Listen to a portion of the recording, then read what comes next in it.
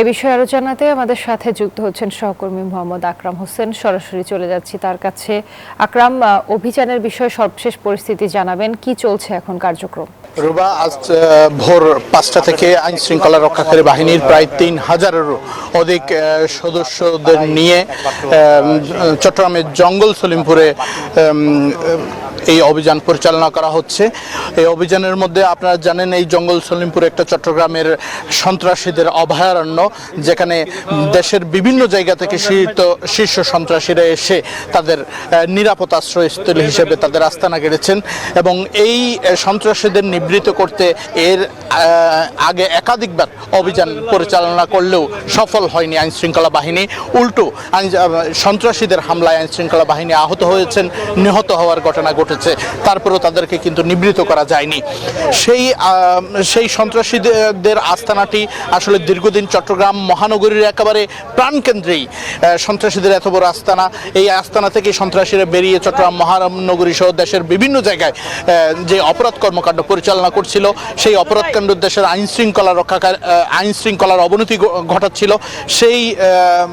সেই আইন শৃঙ্খলার অবনতি থেকেই স্বরাষ্ট্র মন্ত্রণালয়ের নির্দেশনায় আজ ভোর 5টা থেকে পুলিশ, র্যাব, সেনাবাহিনী, বিজিবির যৌথ অভিযান পরিচালনা করা হচ্ছে, যেখানে সন্ত্রাসীদের এই আস্তানা গুড়িয়ে দেওয়া হবে এবং একই সাথে তাদের হেফাজতে থাকা অবৈধ অস্ত্র উদ্ধার করা হবে বলে আমাদেরকে জানিয়েছেন। এবং ইতিমধ্যে বেশ কয়েকজন সন্ত্রাসী এবং তাদের হেফাজতে থাকা গোলাবারুদ উদ্ধার হয়েছে বলে জানিয়েছে আইন শৃঙ্খলা বাহিনীর পক্ষ থেকে।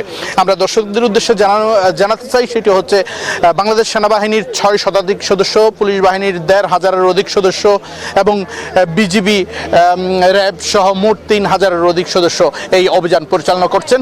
এবং পুলিশের পক্ষ থেকে যেটি জানানো হয়েছে, এই অভিযান ততক্ষণ পর্যন্ত চলবে যতক্ষণ পর্যন্ত গোয়েন্দা তথ্যের ভিত্তিতে অপরাধীদের যতগুলো আস্তানা আছে প্রতিটি আস্তানা চিহ্নিত করে তল্লাশি শেষ না হওয়া পর্যন্ত এই অভিযান অব্যাহত থাকবে বলে আমাদেরকে জানিয়েছেন। এবং একই সাথে অভিযান শেষ হওয়ার পরে এই জঙ্গল সলিমপুরে একটি যৌথ বাহিনীর অস্থায়ী ক্যাম্প স্থাপন করা হবে বলে জানিয়েছেন।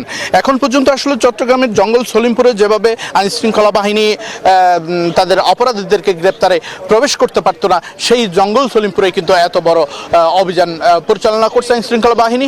একই সাথে সন্ত্রাসীদের নির্মূলের সর্বোচ্চ প্রচেষ্টা চালিয়ে যাচ্ছে। এখন পর্যন্ত চট্টগ্রামের জঙ্গল সলিমপুর থেকে আমার কাছে ছিল সর্বশেষ অবস্থা। রুবা, আকরাম, আপনাকে ধন্যবাদ।